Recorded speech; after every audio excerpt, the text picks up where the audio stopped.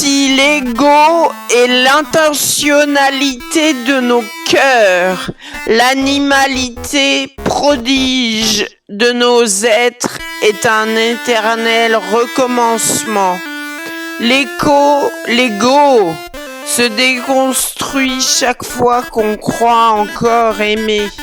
L'incidence du vrai amour est le recueil du silence. Il n'est d'altérité que légère. L'emphase de nos pourquoi est le cœur du lien.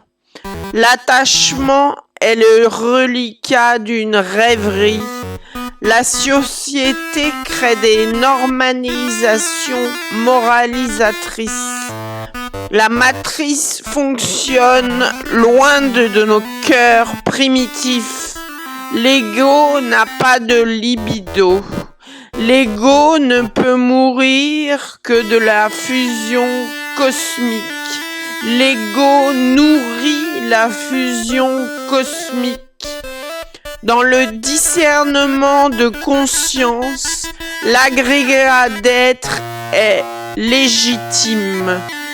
On est rondeur quand le quantique tourne en rond.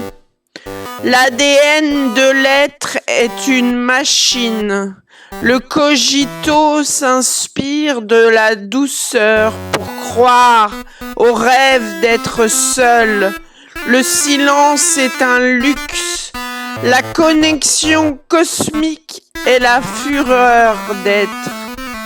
Si l'on redéfinit le soi comme une entité animale et sujette à un objet de spiritualité concise et déconstruire, la forme de notre déliquescence mystique se tourne vers une morale de la liberté et du choix d'aimer être soi-même. L'ego est une forme de paresse à apparaître vers l'autre dans une entité propre et brillante. La lumière d'être est un symbole de nos ostracités cyniques. Le pourquoi des égos, c'est de protéger sa mauvaise foi. Il est des termes de nous-mêmes qu'on ne dirige ni ne digère. Sommes-nous définis par des perceptions pernicieuses et subliminales?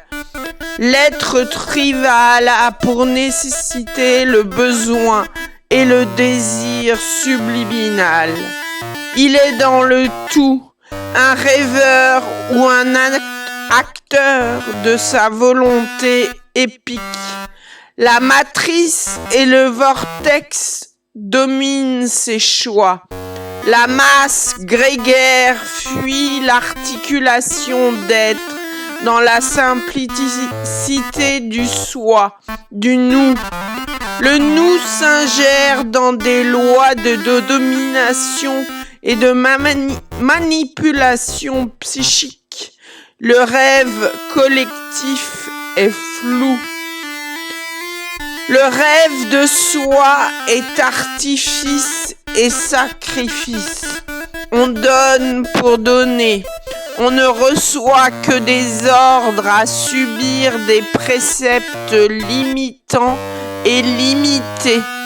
L'indéfini est l'improbable cadeau de respirer et de courir derrière le litige de notre impuissance.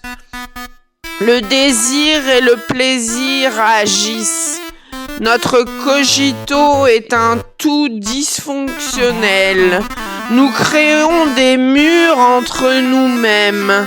Les conditions de l'être sont l'inconditionnel amour que l'on s'épuise à donner encore. Vivre, c'est donner son sang pour produire le rire et l'émotion troublante de la candeur. L'ego cherche l'innocence de l'enfant. Nos mémoires pèsent et le destruction de nos voix s'abîme.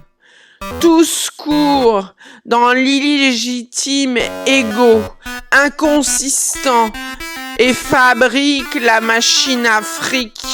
Le cœur du monde supplie pour un peu plus de vérité. L'ego nous forge une féroce armure contre l'insolence de l'être. Le mal est un ego qui a tout perdu. Le sens de la bonté est un combat intérieur et face à l'extériorité monstrueuse de nos horreurs. Les pulsions sont acheminées à l'exhortation de jubiler. L'extase est la fonction douce de nos connexions cosmiques, mais on n'a pas la notice. Quand l'ego devient la source du bonheur, l'autre perce nos carapaces pour devenir familier. Mais l'étrange s'immisce dans nos solitudes.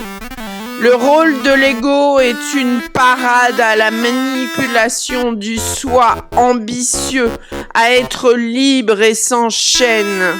L'esclave du temps sait compromettre son être dans un amour purifié de liens égo-sismiques. La paix de l'être, c'est la passion d'aimer. Il n'est pas d'amour plus doux que l'espoir d'être encore seul et stupide. Ouvrons nos cœurs à nos silences vertigineux. Parlons encore à côté du problème. L'intemporalité, c'est le souhait de l'extase. Ouvrons le ciel, ouvrons la lumière du cœur pour que l'ego ne joue plus qu'à être doux. La douceur est l'apanage de la sagesse.